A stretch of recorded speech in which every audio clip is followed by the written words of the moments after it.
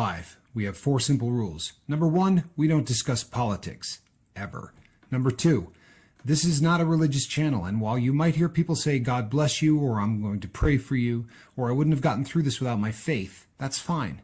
What's not fine is to say, my God is better than your God, or here's why you're not getting into heaven. It's not going to fly. Number 3, we believe wholeheartedly if you can't control your tongue, then you can't control your life. So while on board, there's not going to be any cursing in the live chat, period. And number 4, there is no room for mean people on the lifeboat. Because we discuss very sensitive things from people's past in our group setting, we got to protect those people. The only way they feel confident and comfortable discussing those things is in an environment that is free of trolls and mean people. So if you're a mean person or you're a troll, we're going to block you for life. And if your account happens to be less than 24 hours old, we're probably a little suspicious right from the word go. Why? Well, because there are people in this world who enjoy being cruel solely for the sake of being cruel. It's not going to fly here. But if you're here because you're trying to get sober and live your best life, then you might find that the lifeboat is just that, a lifeboat. I'm Captain Tommy Scoville, and we will see you on deck.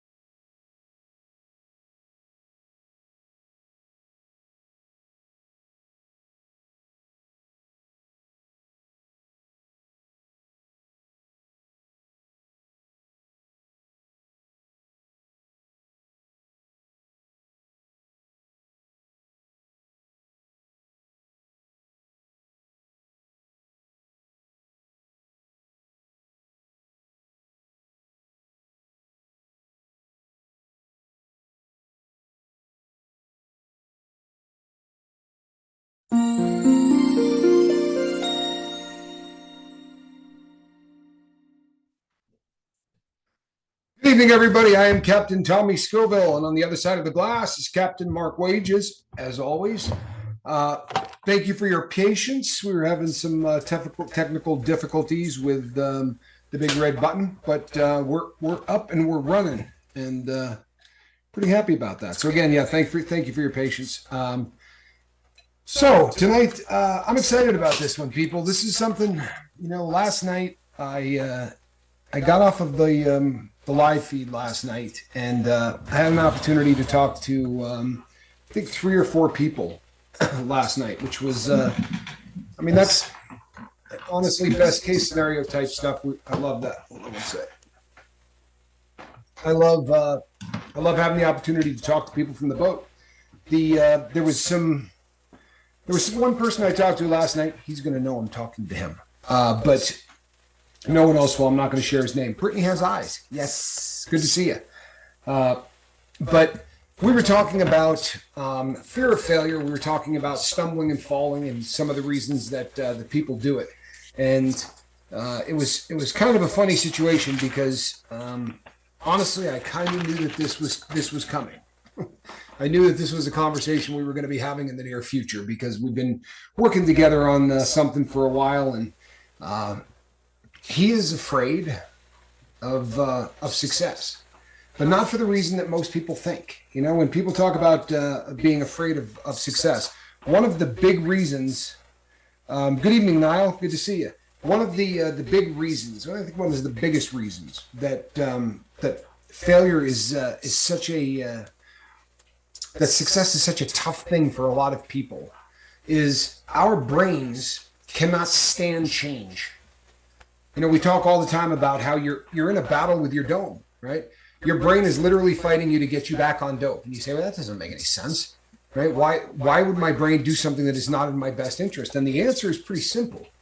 Our brain doesn't like change, right? So our brain would rather have you in an awful situation, providing it's a situation that they're familiar with.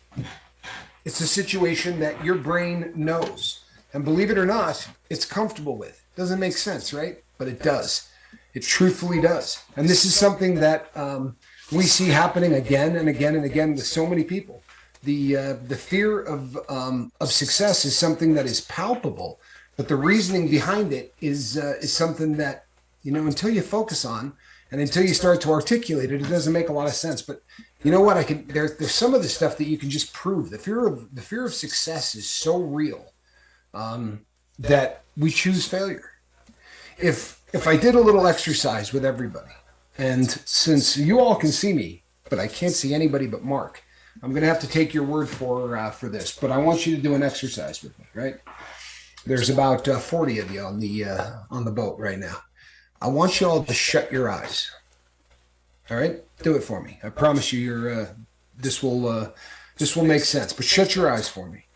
I want you to think about the perfect case scenario. Right? I want you to think about your life in a perfect scenario and visualize it in your head. Right? Your dream house, your dream job, your dream car. Think about all of those things and get them in your mind's eye. Are you cheating? Because if you're in the back rows and your eyes are open, I'm going to be very upset. Shut your eyes and seriously try to visualize this. And you know what you find? It's, as you're looking at it, does it seem real to you in any way? It doesn't, right? It seems like a pipe dream. It's not something that if I were to say, shut your eyes and think about the car you drive, it's a completely different scenario, right? Your mind has no problem going to it, but when you try to visualize something other than where you're at in life, when you try to visualize the best case scenario, your brain's already short-circuiting any concept of that, right? This is a pipe dream. This isn't something that I can do. This isn't something that... And the reason that you're doing it is because your brain is going to be far more comfortable with you failing. See, once you start becoming successful, success comes with some stuff, right? Success comes with expectations, right? Success comes with setting a bar. There are now stakes that are attached to this, right? When you're failing, it's groovy. We're used to it. You get up and you look in the mirror, and the person you look at, you think looks like a failure, and you're just going to coast through life. And unfortunately, so many of us piss away an entire lifetime doing this because it is going to require you to viciously get out of your comfort zone to be successful. Doesn't seem like it should make any sense, does it? But it's the truth. See, we get really good at failure. We understand failure. And the nice thing about failure is it gives us this awesome excuse to go get trashed. It gives us this awesome excuse to feed the monkey we got on our back. When you're failing and everything in life is not what you want, getting wasted is something that that goes hand in hand with failure. Now you've got an excuse. In fact, you start looking forward to it. So many people get to that 2-week mark or that 1-week mark or that 30-day mark, and it seems like that's the stumbling block. They can't get by that one mark. Do we have a phone number up on the screen, Mark? We don't have a phone number. No, we got a link. You want? Yeah, the link will work. Yeah, a link or a phone number or whatever. I just didn't see it, but I was if. I do want everybody to have an opportunity to call in. Yeah, I'll get it back. By the way, Niall, thank you for the call yesterday. That was so many people reached out to me and talked about that. That phone call was just amazing. It really was. So we begin to short circuit ourselves, and honestly, intentionally, fail. Now you say, I'm not intentionally failing. I've never intentionally done that. I assure you, you have. Now, is it conscious? Maybe not. It's probably an unconscious maneuver for most people, but it is a stone cold fact that, it's the reason that so oftentimes the stumbling block is at the exact same time frame. You get to 14 days, you fail. You get to 14 days, you can't get by that. And I just can't figure it out. I can't get by that. Do you know why you can't? Because that's where success starts to feel for you, right? You get to 14 days and you go, damn, I'm doing this. And your brain starts processing this feeling of, wow, you know what? You're not failing. You're not getting high. You're making this happen. Well, now come the expectations. Right? I've made it 14 days. Now I got to go longer, and then I got to start doing all the other stuff that they're talking about. I got to start making lists. I got to start, journaling, doing all of these things. No, it'd probably just be easier to get wasted. Right? I understand failure. Success is something that does not make a lot of sense. And there is comfort in failing. I realize that doesn't make success on the surface. But it is an absolute truth. We have to learn, people, that we can push through and that we can actually become comfortable with success. It's something that is absolutely possible. There's a misnomer, I think, that a lot of people can't seem to wrap their brains around, right? Fear is not something that most people overcome. If you go to see a psychiatrist and you walk in and you say, I have agoraphobia, you know what that is? Agoraphobia is fear of leaving your crib, right? You don't want to go outside. You don't want to leave your apartment, your house for any reason. It's really like the fear of everything on the planet, right? And anything outside of your domicile terrifies you.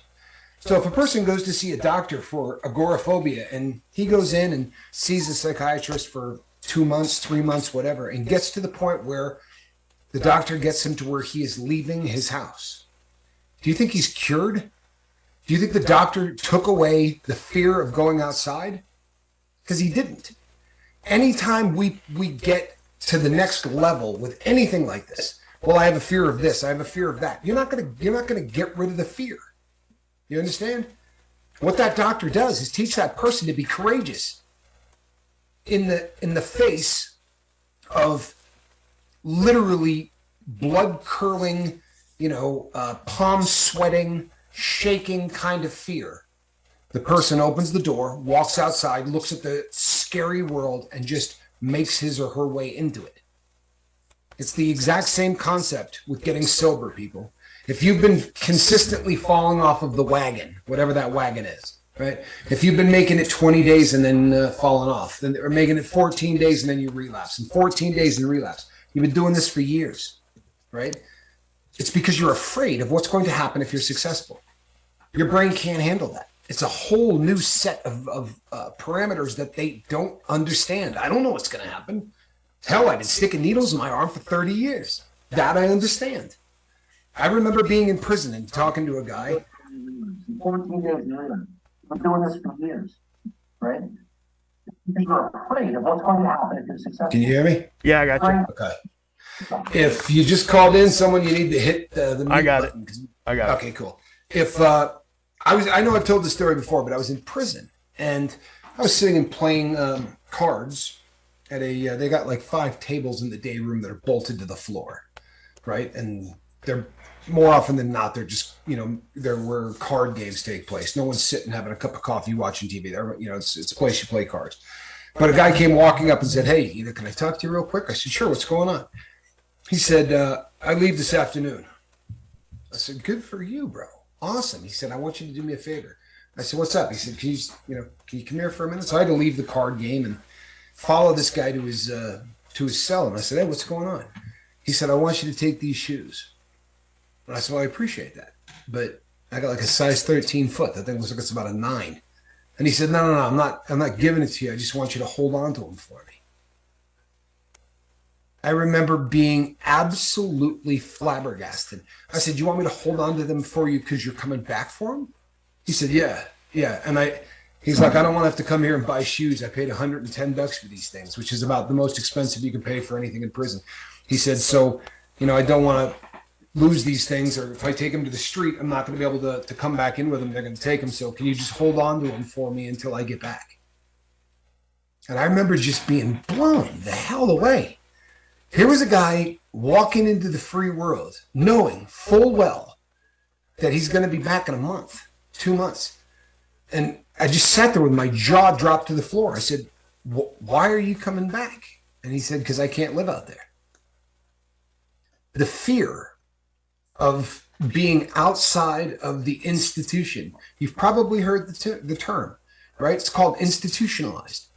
These are people that have lived so long in a prison that they can't live any other way. They're far too accustomed to somebody doing the laundry for them. They're far too accustomed to somebody feeding them 3 times a day. telling them when they can go to the bathroom, telling them when to go to bed, telling them when to get up. That happens for so long that they can't even wrap their brain around the idea of living out in the free world. I watched a guy, no joke, that they had to come in and do a cell extraction. The day he's leaving, the guy's like, I'm not going anywhere. I don't want to go.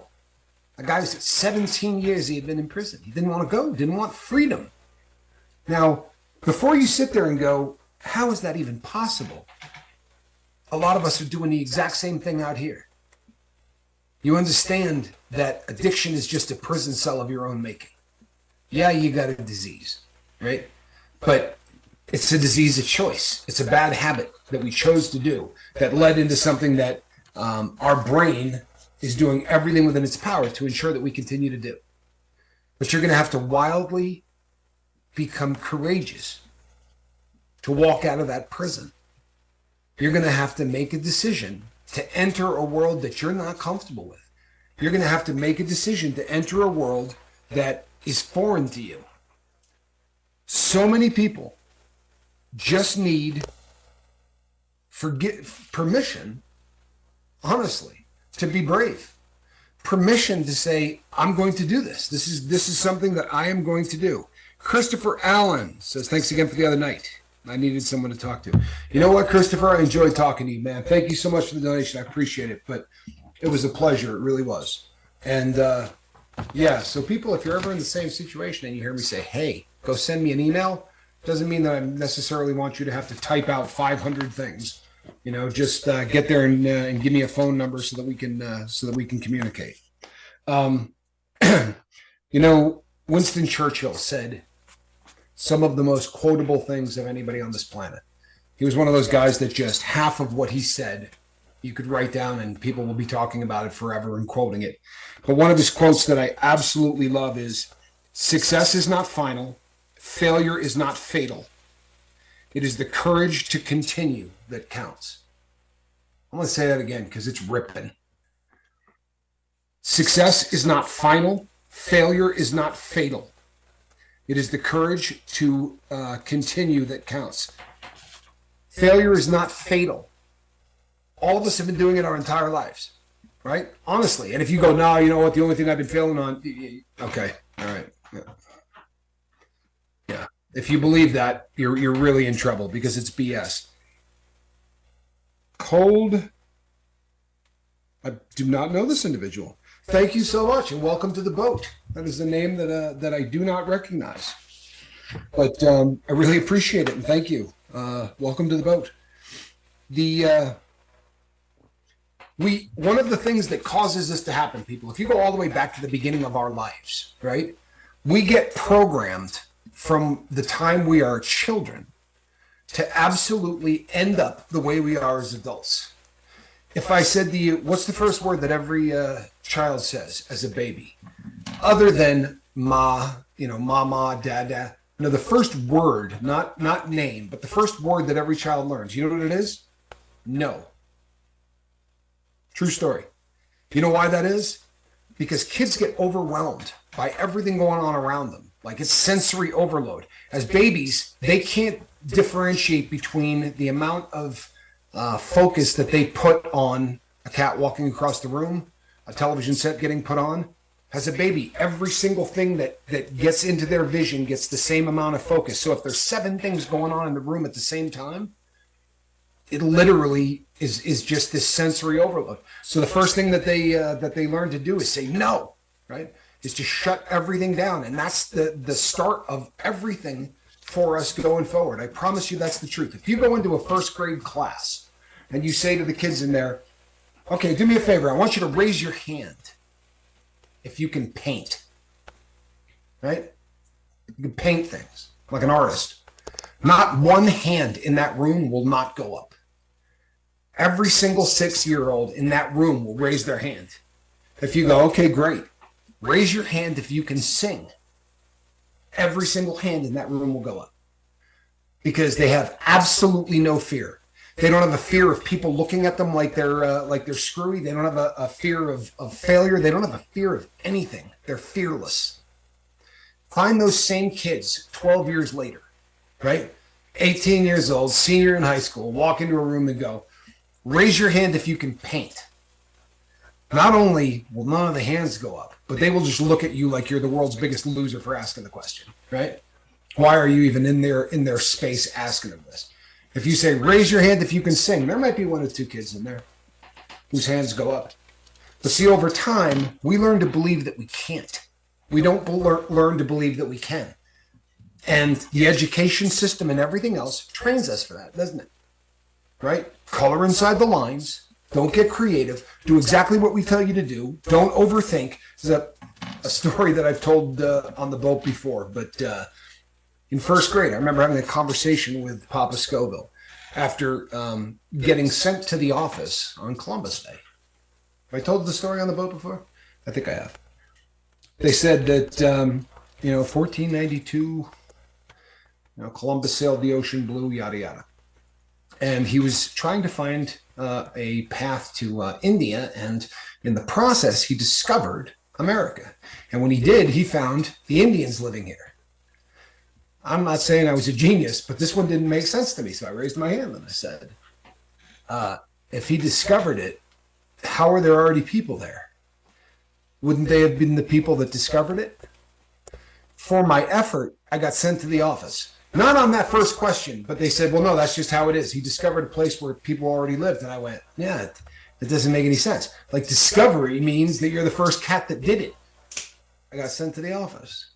And when I came home and told my father that, right, Papa Scoville was hip. He said to me, Tommy, they don't want you to think. Don't get it confused. They don't want you to think. Your job is just to do what they tell you to do.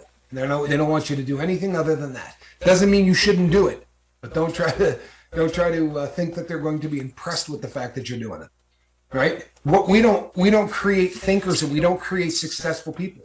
We create employees, and I don't care, honestly, across the board.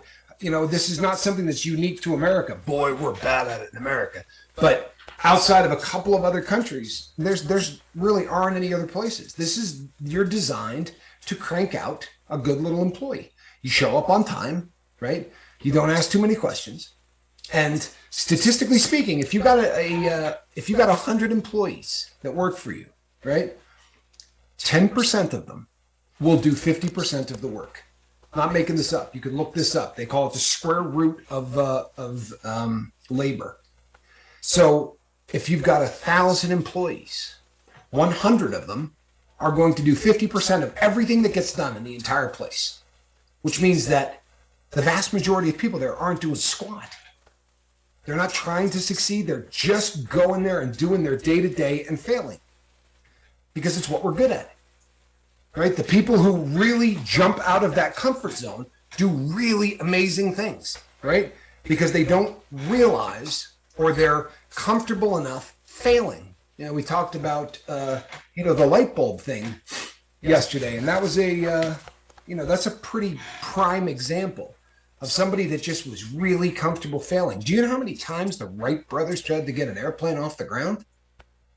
Not to mention the fact that when you told people that your goal was you were trying to build something that was going to fly, right? If you told somebody today, well, I'm in aerospace, I'm trying to build a better airplane, nobody looks at you like you're a nut, right?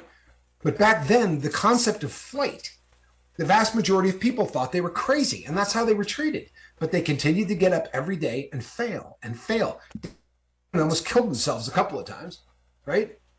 But I was having a conversation with somebody one day when I was working as a public speaker, and I was talking about the Wright brothers, and I said to somebody, how shocked do you think they would be if you told them that the wingspan on a 747 is longer than their first flight, right? And that now 350 people can take off while having cocktails and fly from Los Angeles to New York City. And depending on how fast they want to go, they can get them there in about 3.5 hours. I said, how shocked would they be? And one guy in the room, probably not a failure, but one guy in the room said they wouldn't be shocked. Trust me. He said, if you were able to resurrect them for a day and show them what was happening, no. These were people that had vision. These were people that, that thought wildly outside of the box. Now, why am I bringing up all of these examples? because literally, people, that's where you need to start living. And I don't mean that you need to start inventing things and, you know, although not a bad way to make a living, but that's not the point I'm making. The point I'm making is you're going to have to begin to believe completely different than you do now. Because right now, we create failure in everything that we do. And if you're listening to me going, hey, I've been sober 5 years, excellent, right? You're obviously stepped wildly outside the comfort zone, at least to get that far, right? You got that far. Are you doing that in every walk of your life? And a lot of people might be. I have found in no uncertain terms, people, that the more I meet sober people, I met somebody today, a woman, and she heard me talking on the phone to somebody from the boat. And for lack of a better way to put it, she eavesdropped, right? Because she came up to me afterwards and said, I'm guessing you.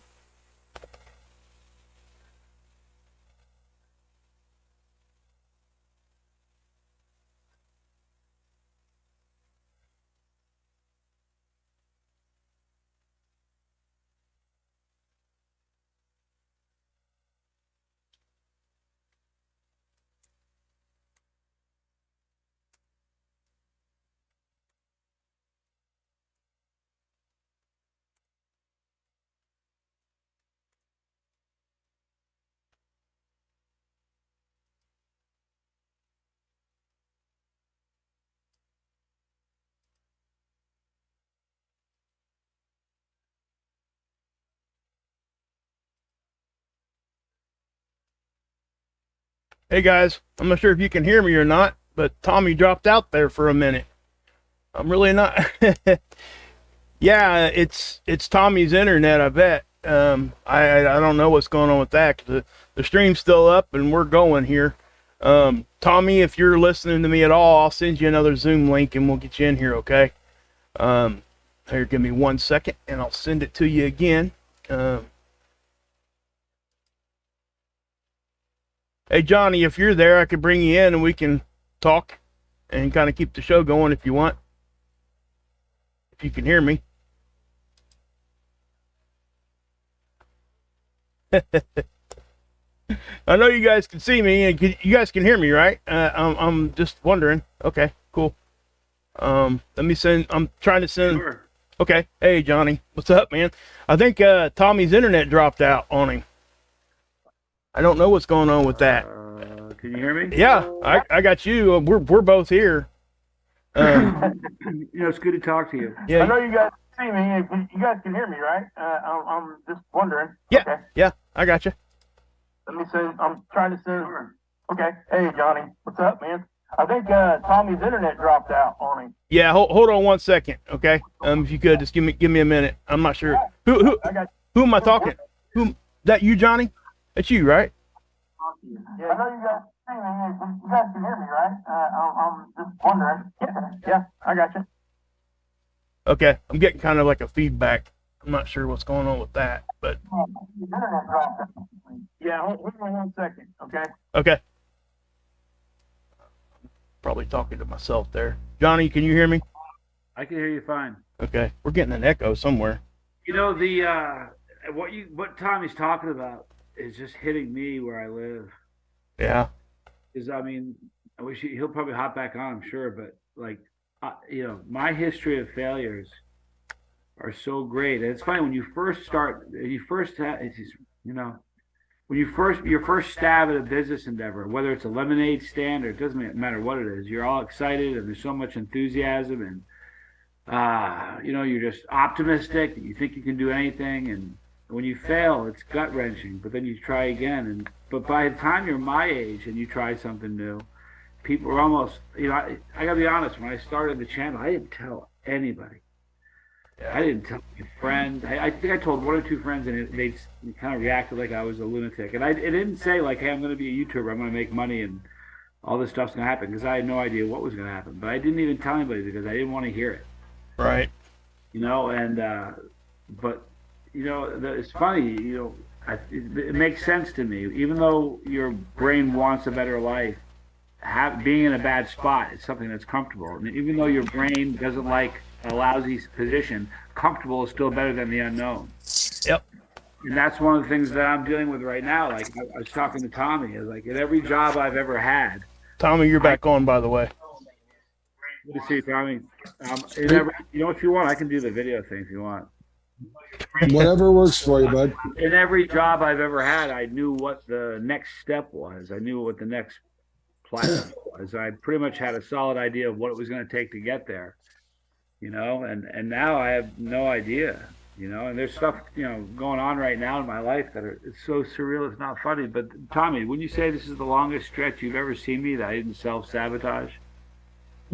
Yeah, absolutely. You know, I think one of the problems with all parties involved, right? Not just you. This isn't unique to you or anyone else.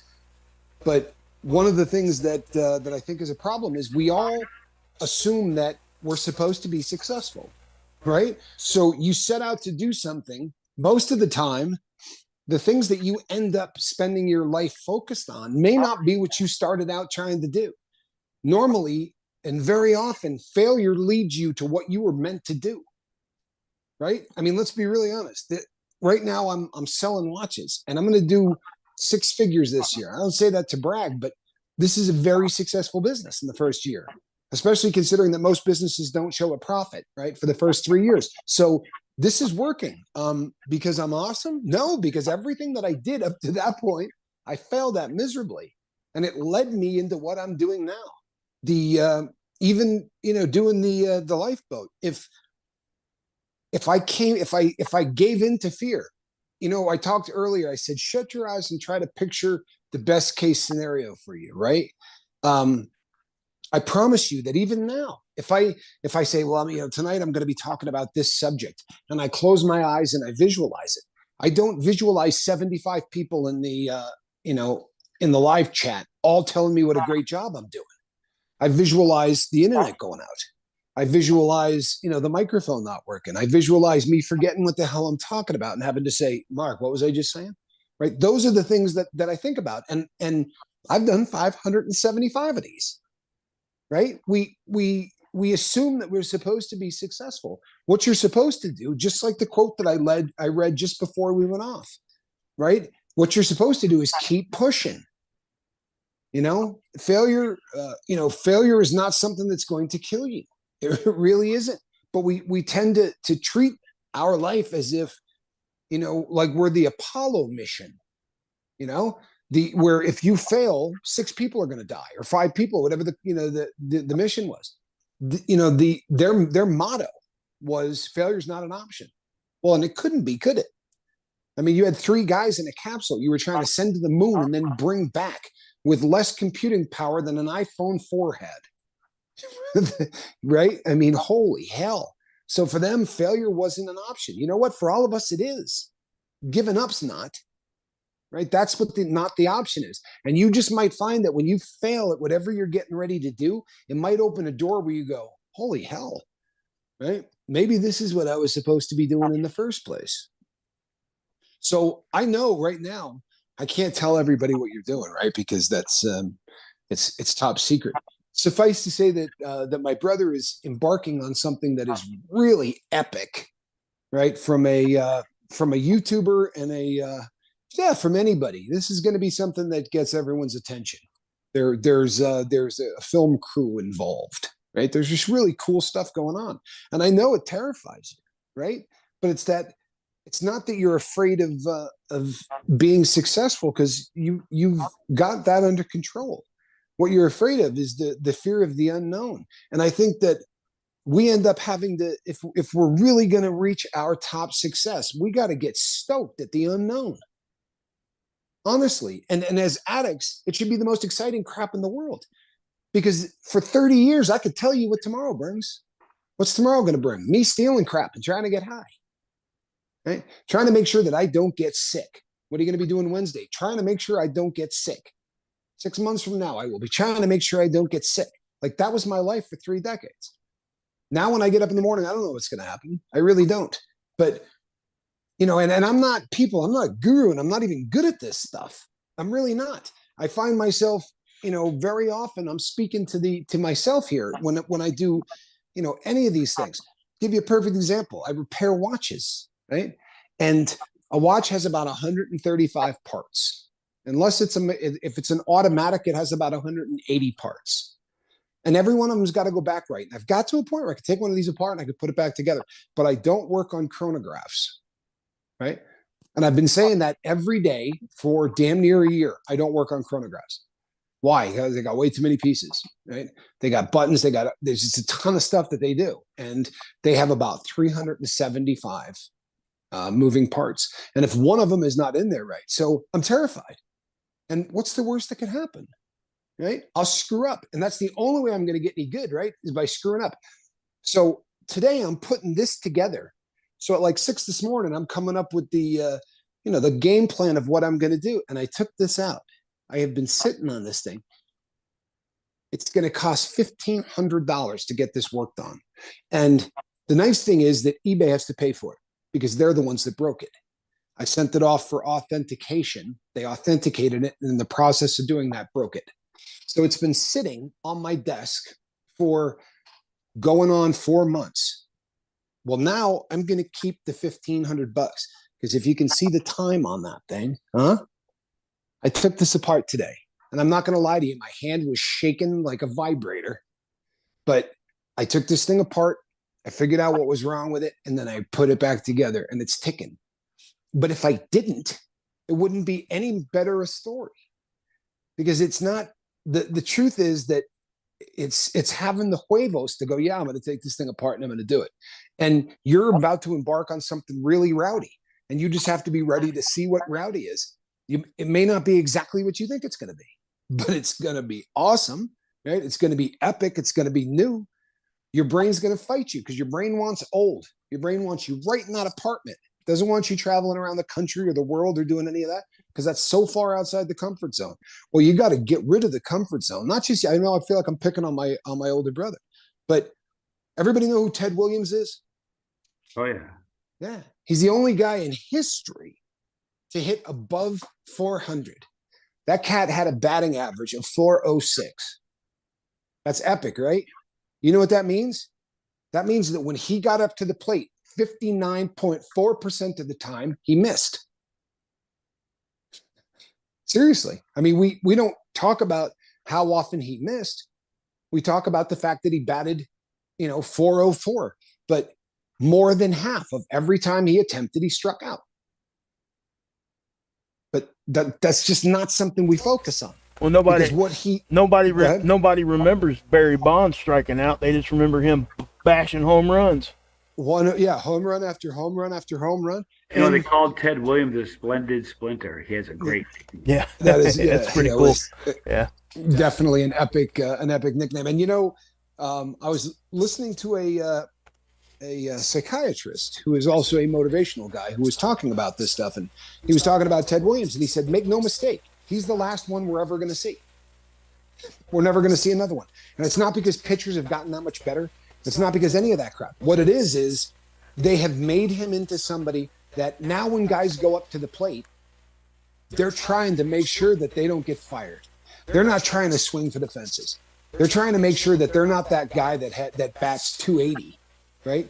Ted Williams went up there and swung at every single ball like he was going to try to get a hit. And now that's just not what happens. It really is a different mindset. And maybe he himself did it, but we tend to concentrate on the amazing, but we don't shoot for it. Right? And you ever used WD-40? Oh, yeah. Right? Yeah. Okay. First of all, it's the best smelling stuff in the world. I love the smell of WD-40. PB Black. Do you know what WD-40 stands for? It stands for water dispenser. That's what the WD stands for. You know what 40 stands for? The first 39 attempts didn't work. Right? Yep. The first 39 were bunk, and they didn't do anything. So when they finally made one that did what they were attempting to do, they thought, ironically, they would just call it WD-40 because it was their 40th go-around. The cats that made Angry Birds, and I think I've told you guys the story. Back in the day, the people that did this pitched myself and my partner, Rex. They came in and pitched us on how the cell phones that they were using in Japan were so far ahead of where we were in the U.S. They said about 7 years ahead. And they pulled one out and they showed it to us, and we're like, cool. He said, and they have these things that we call applications. And he explained this whole concept, and he showed us Angry Birds. And they said they wanted $5 million. And they weren't just selling Angry Birds. They were selling 60 apps that we would have had the rights to for $5 million. But Rex and I, in our infinite wisdom and vision, said, adults are going to play video games on their phones? Yeah, that's going to happen. Suffice to say, not one of our better business decisions, right? Lawrence But makes a that good was their Lawrence makes a good comment. WD-37 wouldn't cut it. or did not get the job done. It's awesome.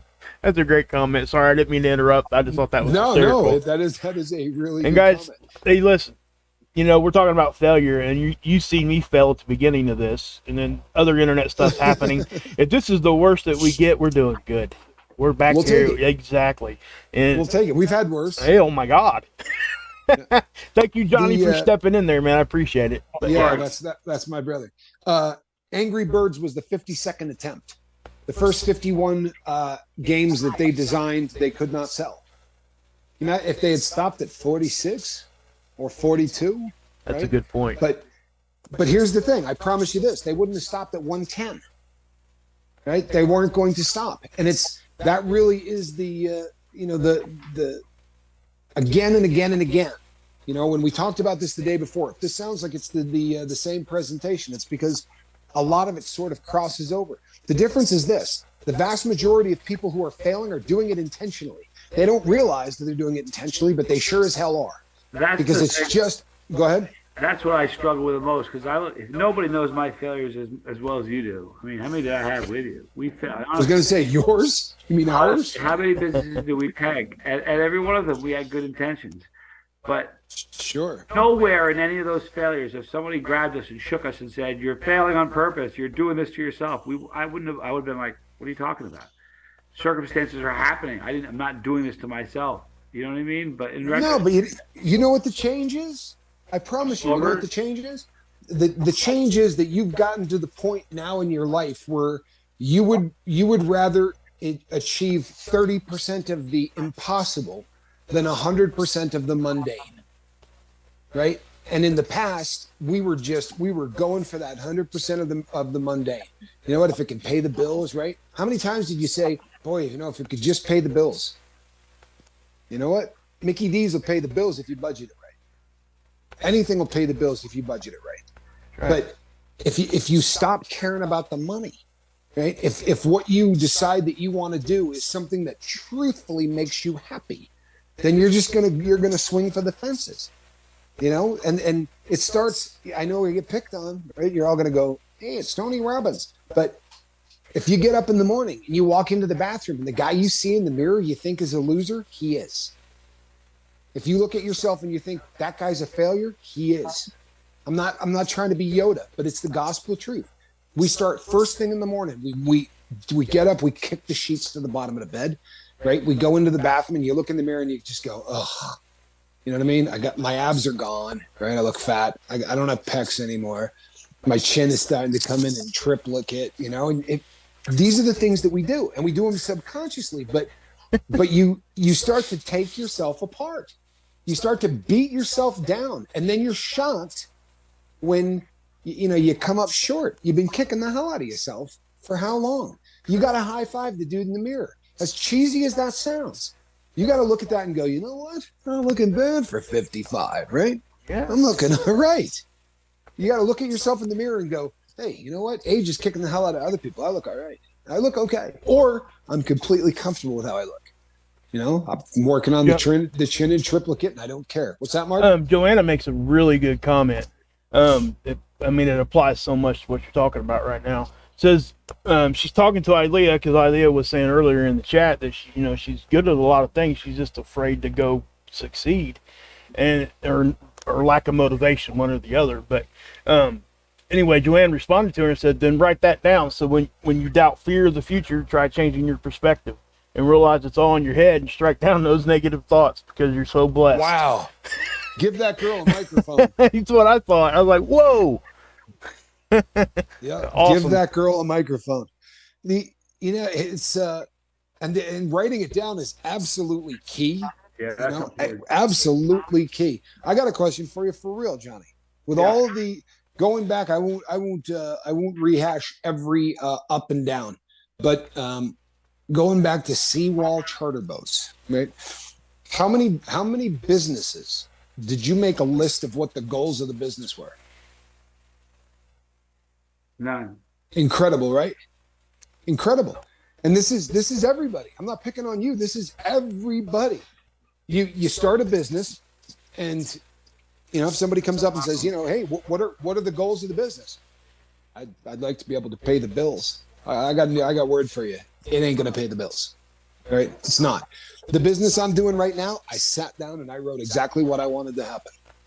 I did. And I'll be honest, we're doing better than what I wrote down. But there was an actual game plan. And again, I'm not tooting my own horn. It took me 4 months of staring at this watch before I had the guts to take the back off of it. How often do you reference that? I'm just curious because I think that applies too. I rewrite it on a pretty regular basis. Like it gets updated. Okay. I'll just to give you a little bit of insight. I wanted the initial investment paid off in 9 months.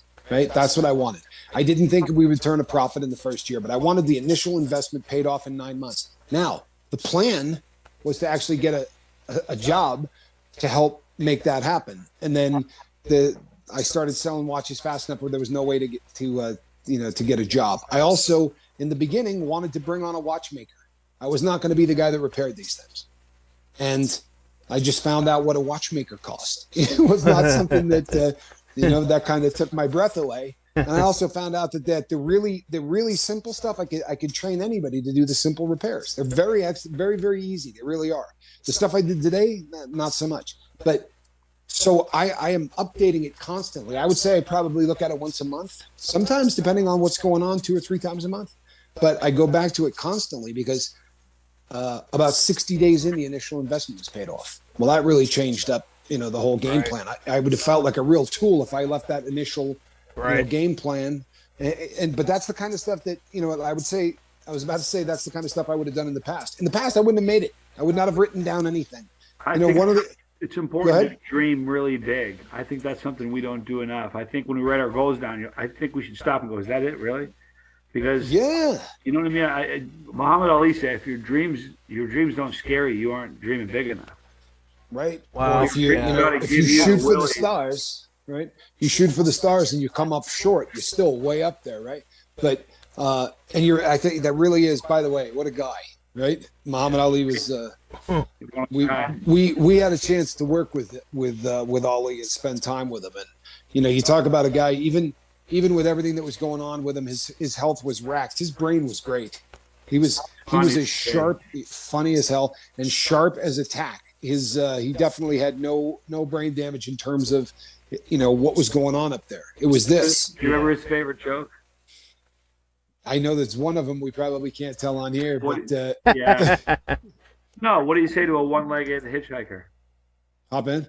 Yeah, he loved that. It tore him up. There were 2 others. There were 3 jokes. Yeah, there were 3 jokes that he told everybody. I can't tell the other 2 on here, and they're not dirty. They're just Yeah. I'll tell you one because it was Muhammad Ali who said it, so I think we could probably get away with it. But go for it. He said twice before you say it. Are you sure? Yeah, no, I'm sure. This was Ali. I think I have him on film saying it, actually. Me and Danielle. No, he said, what did Abe Lincoln say after 4 months of drinking hard?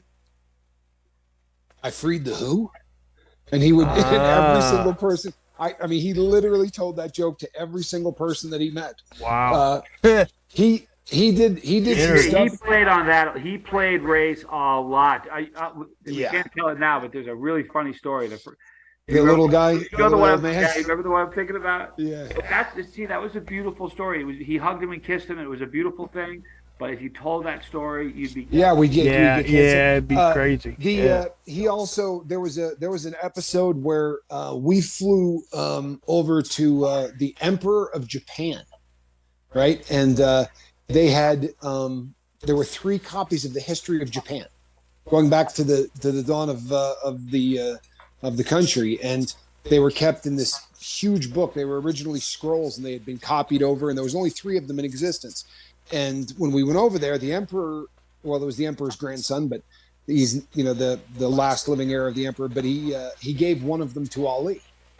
And there was a translator there and everything else. And so Ali looked at the translator and said, man, it took 19 hours and 3 flights to get here, and all you're going to give me is a book. and the translator, the look on this poor guy's face, because he looked at Ali and he goes, I can't say that to him. And Ali's like, yeah, go ahead. And same kind of thing, you know, the emperor got a look on his face like, that's so cool. What? That's so cool. And then Ali laughed, and then everybody. But it's a really great point. If your dreams don't scare the hell out of you, rewrite them, right, for real.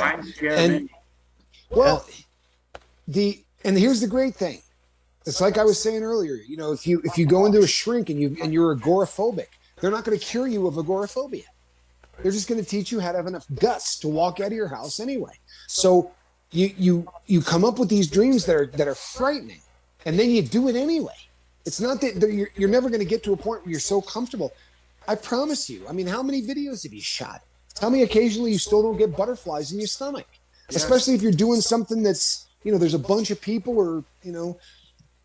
Usually things aren't very good unless you're feeling that anyway. I mean, yeah. Oh man, the challenges I do, the ones that make me nervous, like I'm doing it on a Friday, but I wake up thinking about it on Monday. Those are the ones. Like plutonium. Yeah. They're horrible, but they're the ones that are the most exciting, the most thrilling. I bought that bottle. It's upstairs, autographed. No risk, no reward type of thing. You know, it's a great. Someday it might be worth money. Yeah, right. That Mark, you nailed it. You know, and that's the truth. Here's the thing, and you know, you could probably do something that there's no risk and there's a little bit of a reward, but a little bit of a reward sucks. That's what we've allowed ourselves to have for our entire lives. You know what a little bit of a reward is? It's 14 days of sobriety followed by 2 days of getting high, and then 14 more days of sobriety. That's a little bit of success, right? I agree. Real success is I'm not doing this crap ever again, right? And talking to this woman today, who I met, she said, it's just amazing to me how somebody can do, you know, drugs and alcohol or be addicted to whatever for 40 years, be sober 5, and in the 5 years that they're sober, do more than they did in the previous 40. And that's me, you know, in the last 7 years of my life. And it's not that I didn't do a bunch of really interesting things. I could tell great stories like the Ali thing.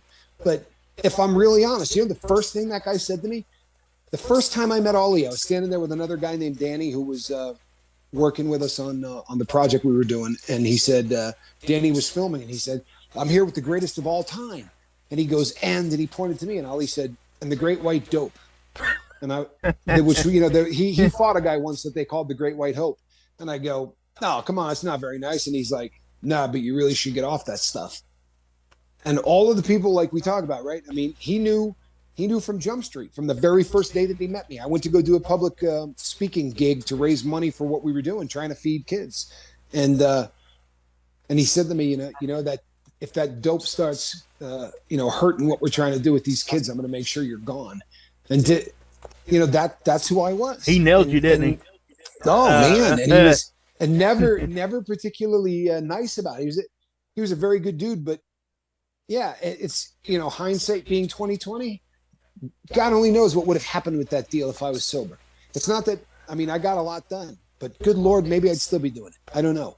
You know, it was another one of those perfect examples of just a little bit of success. Okay. Yep. Just a little bit of success. Because if I started getting more than that, you know, then I'd get uncomfortable. And that's been the defining characteristic of not just me, addicts in general. Go ahead, Mark. Yeah, I think some of it falls back to when we do achieve that success, we try to maintain, and we're afraid to try to maintain.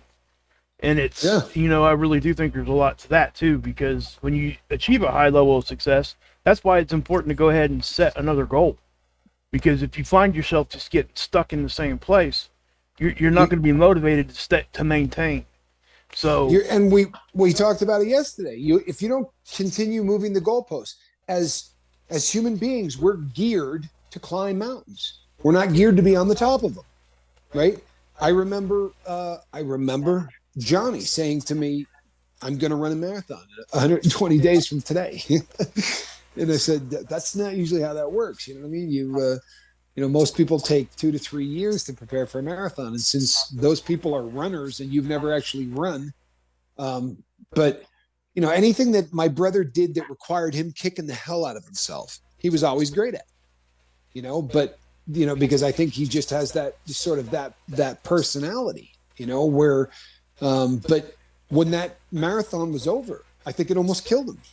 I really do. And I don't just mean, physically, because you don't train for a marathon in 90 days. It really was bad for him. But on top of it, I think that the letdown, was epic. It was something that, you weren't right for a while. I never ran another mile.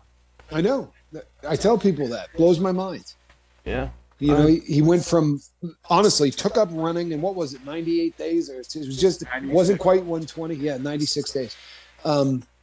He took up running, and 96 days later ran a marathon in Omsk, Siberia, where is that above sea level? 6,000 feet, something like that. Bad. Yeah. It's up and there. he trained in Texas, right? So he trained at sea level. Wow. And then the whole thing was it was nothing shy of amazing, but it destroyed him. I mean, when it was over, I remember, and that was you, at Johnny? the time, Yeah. that's my wow. Okay, I want you guys to listen. Have you ever heard of nephiliophobia? Maybe. Is that the fear of peanut butter sticking to the roof of your mouth? No, it's NifaliophobiA. Nephiliophobia is the fear of getting sober. Oh wow! Really? I didn't know that. That's a good one. Wow. I have to remember that one. There's such a mental component to that. Because I promise you, every junkie's got that. And I mean, everybody who's using opiates has that terrifying. It's coupled with the fear of being sick. They're married. Well, yeah. The really amazing thing is that if you take the amount of time that the average opiate addict spends sick in their life, I mean, it's ironic, because in the 30 years I was abusing this stuff, if you took all of the days that I spent sick only to get high the next day, right? Because that day I couldn't steal enough, or I ended up in a jail or whatever. If I just linked 8 of those days together, right, I'd have been fine. But instead I was on the installment plan where I did that 5 times a month for 30 years. But we build these things. It's another one of those examples where we build things up in our head to where the suffering is going to be more than I can take. What it really comes down to is we're afraid of being successful because we just don't know how to do it. Right? We know how to be failures. Remember, right? I've heard you say many times, you're not your brain. I'll tell you, I think your brain in a lot of ways is your straight enemy. For real. It is. Yes, I agree with that. It absolutely warfare is. going on in there. And not just because of the addiction aspect of it. Our brain wants the path of least resistance. It doesn't want to do anything. It's if you think about it, our brain works, right? It's punching a time clock. It really is. Our brain actually works, and it doesn't want to do a whole lot of work. And when you get sober, boy, oh boy, right? Now it went from doing 4 hours a month to 40 hours a week, and your brain goes, no, I can't handle this. Yeah, right? Yeah, we'll just have him shoot some dope. Let's get back on the path here. And you know what? It'll do it, right? It'll make your knees hurt. It'll make your shoulder hurt. Any of the places you had surgeries, it'll just start needling at you. And then the automatic negative thoughts, right? Ants will just tear you up.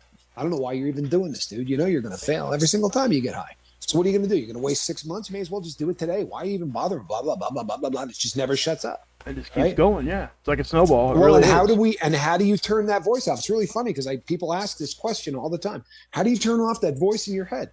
Well, for 30 years, I did it with a needle, right? Because that's really what we do. So now we have to learn a whole new set of routines. Get up, get out of the room you're in, right? You hear, we say this stuff. I'm a huge fan of that. I get up all the time. People, if you put a video camera on me, you think I'm crazy. I walk into a room for nothing, turn around. No, I got up there, walked just to get away from where I was sitting, just to get getting new air is a huge thing with me. And it works, doesn't it? Big time. And that's just short term. Calling somebody, the funny thing is, just the time it takes to pick up the phone, decide who you're going to call, pick up the phone, dial it, get them on the phone. By the time you've done that, you're almost over it. Yeah. Really. And then the second you talk about it, it's gone. Yeah, it is. Amy has a really incredible comment, and I know that not everybody in the lifeboat is going to get this, but oh boy, do I get this. Amy says, I hated being sick without opiates. Now my brain sends me into fake withdrawals when I just have a runny nose or leg cramps. It sucks. I'll tell you something. I had the flu for 2 or 3 weeks. I've been sick. And I will start getting, if you've ever been addicted to opiates, you know there's a thing, and everybody has a different name for it, but it's a half cough and a half sneeze, right? And it's germane to opiate addicts. Other people don't get it, but you go, it's like your body does both things at once, and usually in sets of about 6. And I haven't done it in 5 or 6 years, right? The first year I was clean, I did it all the time, but I haven't done it. And now, as soon as I started to feel sick, it's like Amy said, it was like, ooh, look, we can get him. Send those coughing, sneezing things, right? And make his knees hurt, and like if we can make him throw up, that would be good. Maybe he'll just go and feed us. It's like a pseudo withdrawal. It really is. Yeah, you really do. I catch myself doing it sometimes, and I think the reason why we do it is those of us. It wouldn't be on your first chance at getting sober. It would be after that, because once you feel that, you don't want to feel that again, and you're almost afraid. So when you do feel something similar or something that just lasted for 2 seconds, your brain's just automatically piling it in there, and you're like, whoa! It's your brain doing it. I've been around people drinking after. This doesn't happen now, but when I first quit, for the first year I quit, if I was around people that were drinking somewhere socially, and somebody had a couple, like 1 or 2 too many, I would start to feel loopy myself. I swear to you. I remember calling Tommy and going, "You're not going to believe it." I swear to you, I was with people last night. I felt like I was drinking. And that's your brain going, "You aren't going to drink? We'll make you feel like it, so you'll just go get another." Yeah. There's a lot to that, man. It really is. I was shocked to find other people. It happened a bunch of times. I just kept my mouth shut about it. I finally said something, and a few other people that were drinkers said, "Oh yeah, I've been there." Yeah. People underestimate the power of the brain. Placebos. That's the whole placebo effect when you go into like a medical study. It's the same. Yeah, psychosomatic or placebo effects. The people used to argue, and people used to all the time. I talk to addicts who say to me, the doctor said it's psychosomatic. He doesn't know what the hell it's talking about. It's killing me. Psychosomatic pain hurts. If you ever hear us say that, it doesn't mean it doesn't hurt. What it means is there's not an actual mechanism causing it, right? If you have psychosomatic pain in the thumb because you've broken it a couple of times, it's going to feel like you got hit in the thumb with a hammer. No different in every way, shape, and form. But when we say psychosomatic, what it means is you didn't just get hit in the thumb with a hammer. But we're never saying it's fake pain. The pain's real. It just doesn't have any stimuli causing it. It's just the brain making that happen, which is terrifying. The simplest way to put any of that is, and I know this is going to sound so oversimplified, but mind over matter. It really can be that, and it's kind of a reverse of that. Your mind's just doing something that caused you to do something instead of trying to block it. I think it works that way. I know it works that way because I've done it. I feel it, and if you can get yourself to recognize that that's happening to you, you most definitely can address it. And like Johnny and Tommy both said tonight, change your perspective. Move it. Yeah. Move it around. Change the room you're in. To me, honest to God, that's probably the most effective thing. And I don't really have like moments where I'm thinking about it. I just get stressed out. And the minute I get stressed, I'm feeling almost overwhelmed. I just get up and go to a new room, go outside, breathe different air. What happens? You see different things. Your brain's working on so many different things. It's no longer parked where it was in your place with 4 walls, just with the same issue. You're seeing something new, and it just shifts your brain, forces it to go somewhere else. It's great. Great insight. It really is. Yeah, the 2 takeaways from today should be that your brain is going to do everything within its power to fake you out. It really is. And at every turn, it's going to tell you you're a failure when you're not. It's going to tell you you're sick when you're not. It's going to tell you you're in pain when you're not. It's going to tell you you can't live without a drink when that's not the truth. So your job is to do the exact same thing back to the brain. That's your job. Your job is to get over on your brain. And you do that by programming. How do you do it? You write stuff down on a piece of paper. Yeah. No. You live in the emotion part of your brain, right? You're pissed, you're crying, whatever. That's the emotion part of your brain. When you go like this to write it down on a piece of paper, emotions can't write on paper. You understand that? Doesn't happen. That requires the frontal lobe, the thinking part of your brain. So you just took everything that was going on in your emotion part and moved it into a different part of your brain. And when you take that and write it down on a piece of paper, you are engaging a part of your brain that's juking the other part. You understand? All of the things that we're telling you to do, it's not busy work. It's not Mark and I going, hey, you know what? If we tell them to do this, they'll think we're doing something. Right? This stuff really all has a basis of why we're telling you to do it. Right? These things make sense when you think about what it is you're trying to get the brain to do. It's time to juke the brain. It is. It really is. I agree. If you want to stay sober. And we are about 5 minutes over. But Thank you We for are, having and me you on, know Tommy. I what? love you. Love you, Mark. Well, I love you and too, Johnny. Thanks, the, man. I appreciate the- you, buddy. Love you, my Love you, brother.